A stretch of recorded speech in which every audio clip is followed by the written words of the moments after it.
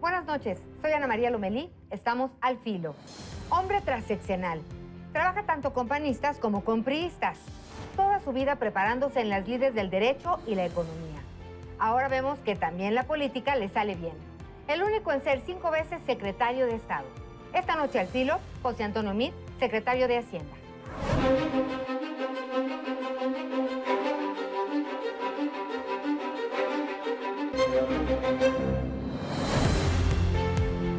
José Antonio Meade, secretario de Hacienda, gracias por acompañarnos, bienvenido. Ana María, muy contento de estar aquí en tu programa de regreso. De regreso, versión secretario de Hacienda. Sí, una versión diferente. Usted ha dicho, tú has dicho que la economía de México es fuerte y crece, pero en los bolsillos de los mexicanos, en nuestros bolsillos, no necesariamente tenemos esa percepción. ¿Qué podemos hacer para que se refleje en nuestra vida diaria? Mira, yo creo que vale la pena un poco ver la economía mexicana con distancia, verla en su contexto. Estamos enfrentando un mundo muy difícil, un mundo con mucha volatilidad, con muchas dudas, y no solamente un mundo complicado, sino un país que también tiene retos de diferente tipo. Retos hoy, por ejemplo, en Pemex. De los nuevos pozos. Sí, y además salió a los mercados y le fue bien. Entonces, para Pemex hoy fue un buen día y a nosotros eso nos da mucho gusto. Pero si vemos este par de años, y luego incluso si lo vemos con un horizonte mayor de tiempo, hay más o menos en México 18,5 millones de trabajos. De esos, 1 de cada 9 son trabajos de los últimos 3 años. En los 16 años que lleva el siglo, hay 4 millones de trabajos que se han venido construyendo. De esos, la mitad son de esos 3 años. Entonces, pareciera que la economía está generando empleo, los está generando de manera importante. Tuvimos un muy buen mes de agosto, 118,000 empleos. Si vemos un poco la inflación, es una inflación que es baja desde el punto de vista histórico. Las tasas de interés son bajas también. Entonces, un poco los números de la economía son números que apuntan a una economía que está teniendo un buen desempeño. Eso no quiere decir que los mexicanos no tengan que hacer esfuerzos todos los días por salir adelante, esfuerzos que buscamos acompañar desde el gobierno. No implica que no enfrentemos retos a diario, pero en esos retos, en ese esfuerzo que estamos haciendo todos los días, sí se están construyendo en el país nuevas oportunidades que los mexicanos están aprovechando con empeño y que el marco que hemos venido construyendo, tanto de reformas como el marco económico, nos ha venido ayudando para que estos esfuerzos que se hacen den buenos resultados. Hablabas de Pemex. Sube el dólar y baja el petróleo. ¿En qué nos afecta? Mira, el tipo de cambio, decían los economistas, y yo creo que es una analogía interesante, que hay 2 formas de pintar una casa. Una es dejar la brocha fija y que la casa se mueva, y la otra es dejar la casa fija y dejar que se mueva la brocha. Eso es un poco lo que hace el tipo de cambio. El tipo de cambio, cuando dejamos que el tipo de cambio sea el que se mueve, pues la casa se mantiene fija, se sienten menos duros lo que nos pasa afuera, porque el tipo de cambio se ajusta y se ajusta frente a muchos elementos. Se ajusta, por ejemplo, contra el precio del petróleo, sube el precio del petróleo, se tiende a apreciar la moneda, baja el precio del petróleo, se tiende a depreciar la moneda. Nos preocupa y la moneda lo refleja cuando no sabemos, por ejemplo, qué va a pasar con las tasas de interés en Estados Unidos. Si suben las tasas de interés o se piensa que pueden subir, la moneda tiende a depreciarse. La moneda se ajusta cuando percibe que hay riesgos fuera, por ejemplo, el riesgo electoral. Entonces, todos esos elementos hoy los absorbe la moneda y ese movimiento que vemos en la moneda, que a veces puede ser de 60, 70 centavos en un día para arriba o por abajo, ayudan a que sea la moneda la que se ajuste y que la economía, más o menos con ese amortiguador, no resienta lo que nos viene sobre todo de fuera. ¿Cuáles son las bondades y las fortalezas y las debilidades del paquete económico? Mira, es un paquete económico que tiene como principal característica el ser responsable. Los paquetes económicos cambian de acento dependiendo de cuál sea el contexto de la economía. En algunas ocasiones conviene tener un paquete económico en donde el gasto público esté creciendo. Eso era cierto y se han de acordar quienes hoy nos escuchan. Cuando la crisis económica del 2008 y 2009, los economistas hablaban de la importancia de que hubiera una política contracíclica. Esto es, el ciclo tenía mucha debilidad y el gasto público debía de ser fuerte para en esa debilidad apoyar. Hoy estamos en un momento distinto. Hoy estamos en un momento en donde lo que toca hacer es ir recortando el gasto, es ir dejándonos de endeudar para pagar de intereses, es ir buscando que la deuda deje de crecer como porcentaje de lo que la economía produce en un año. Y esa es la señal que manda el paquete, esa es su fortaleza. Frente a un mundo que tiene dudas, frente a un mundo volátil, frente a un mundo incierto, México dice, yo estoy dispuesto a hacer un esfuerzo desde el gobierno federal, sin subir impuestos, sin poner impuestos nuevos, ajustando mis programas para que desde aquí mandemos la señal de que México está conduciéndose de manera responsable. ¿Qué significa que el gobierno se apriete el cinturón? Mira. ¿Va a haber recorte de personal? ¿Y cómo se decidió qué programas se iban a afectar? Te platico porque un poco hay de todo en un paquete en donde ajustas el gasto. La mayor parte del ajuste viene por la vía del gasto de operación, cae en 20%. Eso quiere decir que 1 de cada 5 pesos que nos gastábamos en operar al gobierno este año, el año que entra lo vamos a dejar de gastar. Luz, teléfonos, vehículos, viáticos, rentas, se habrán de reducir el año que entra en promedio 20%. Todos los años el gobierno enfrenta la presión de ofrecer más servicios. Tenemos necesidad de más doctores, de más medicinas, de más escuelas y habremos de hacerlas el año que entra con el mismo personal que tenemos este año. Y escogimos los programas privilegiando primero que no fuéramos a interrumpir ninguna obra en curso. Esto es las obras que se están haciendo, las carreteras, los hospitales, los puertos, los aeropuertos, los trenes, que ya se hubiesen comenzado a hacer, los vamos a seguir haciendo, no tendría sentido que lo interrumpiéramos. Y los programas sociales que hoy están acompañando los esfuerzos que a diario hacen los mexicanos, los vamos a cuidar también. En los demás casos, vamos a buscar que el recorte no se sienta en las familias porque nos vamos a coordinar mejor. Por ejemplo, hay un recorte en el Seguro Popular, pero ese recorte se explica porque como hemos generado más empleo, mucha de esa necesidad de salud se va a atender en el IMSS y eso nos va a aliviar presión sobre el Seguro Popular. Hay algunos programas y algunas inversiones que se pueden detonar con otros vehículos. Por ejemplo, la inversión puede ser presupuestal o puede ser inversión que haga el sector privado y que poco a poco vaya pagando el gobierno a través de asociaciones público-privadas. Las vamos a aprovechar. La reforma energética permite que invierta Pemex, pero también permite que se invierta junto con Pemex. Por lo que si bien la inversión pública cae, los espacios que hemos abierto para la inversión privada ahí están presentes.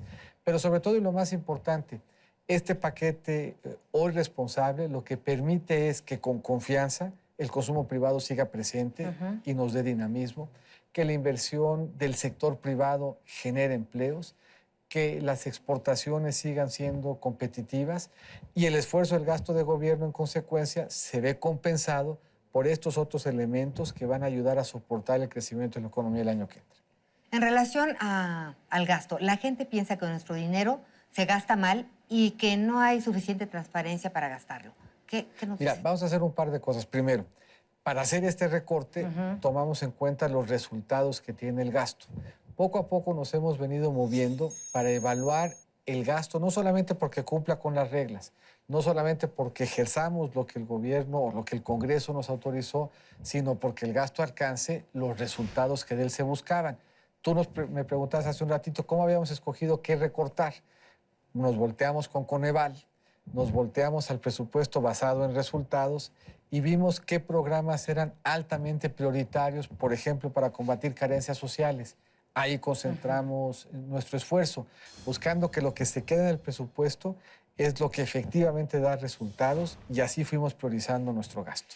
Y bueno, la deuda pública y el déficit fiscal pues, son los más altos en la historia, bueno, nuestra historia reciente. En nuestra historia reciente. ¿Será que son los impuestos que tendremos que pagar en los próximos años? ¿Y qué hacer para que esto se detenga? Ahí es justamente el esfuerzo que estamos haciendo en materia de gasto. Y aquí es importante recordar, si a nosotros nos hubieran dicho hace algunos años que el precio del petróleo iba a ser la tercera parte de lo que era, que la plataforma petrolera iba a caer en 500,000 barriles diarios, habríamos estado muy preocupados por muy buenas razones. ¿Qué hemos logrado en estos 3 años? Hemos logrado lo que por mucho tiempo se buscó, despetrolizar nuestras finanzas públicas. Hoy podemos apoyar este paquete económico fundamentalmente ya sobre ingresos tributarios, que es un resultado muy importante. Estamos saliéndonos a endeudar menos y eso nos va a permitir regresar a un patrón de deuda sostenible en el tiempo.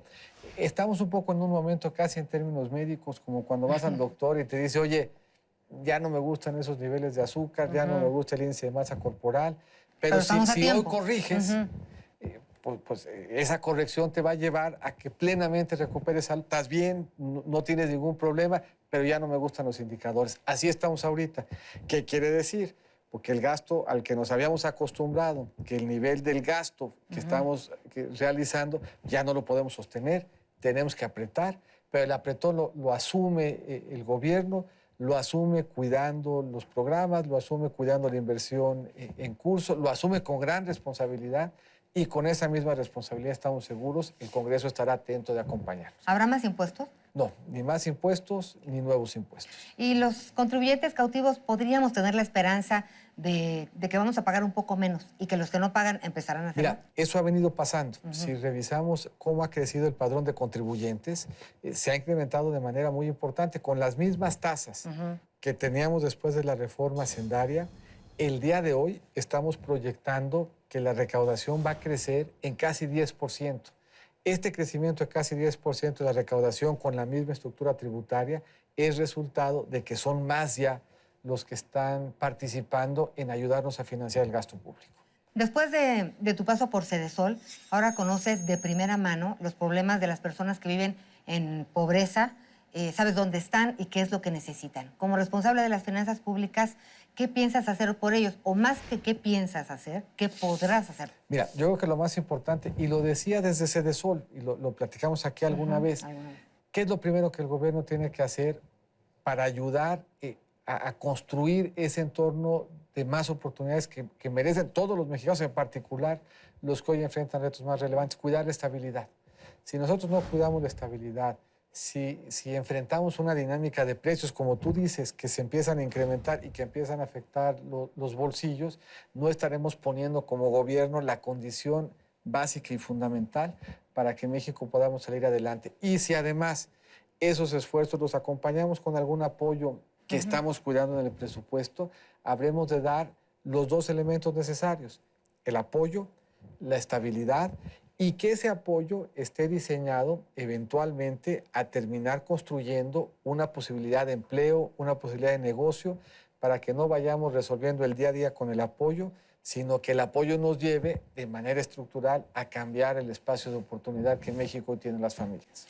Tu papá es Dionisio Mid, también abogado, economista, también pasó por la Secretaría de Hacienda. ¿Influyó él en que te dedicaras al servicio público, del cual ya le has dedicado casi la mitad de tu vida? Sí, sí, en casa se hablaba siempre de política, de la emoción de lo público.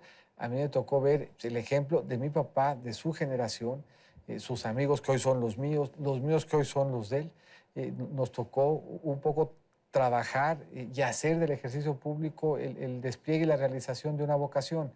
Él estudia Economía y Derecho en la UNAM, yo estudio Economía en el ITAM y Derecho en la UNAM, una trayectoria hacendaria. Nos hemos venido acompañando, hemos tenido la fortuna de vida, el regalo de vida, de irnos viendo en los diferentes desempeños.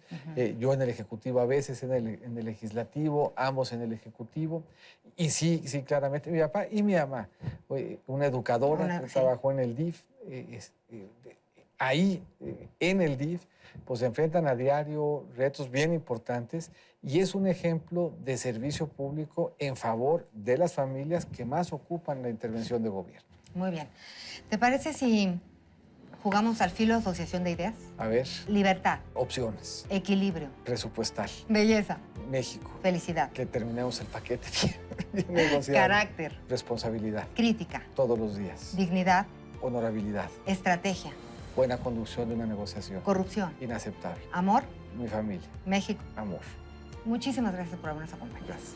Y bueno, ya no sé si te veamos en otra faceta, pero esta es tu casa y gracias. Muchísimas gracias. Y gracias a ustedes. Recuerden que tenemos una cita la próxima semana al filo. Buenas noches.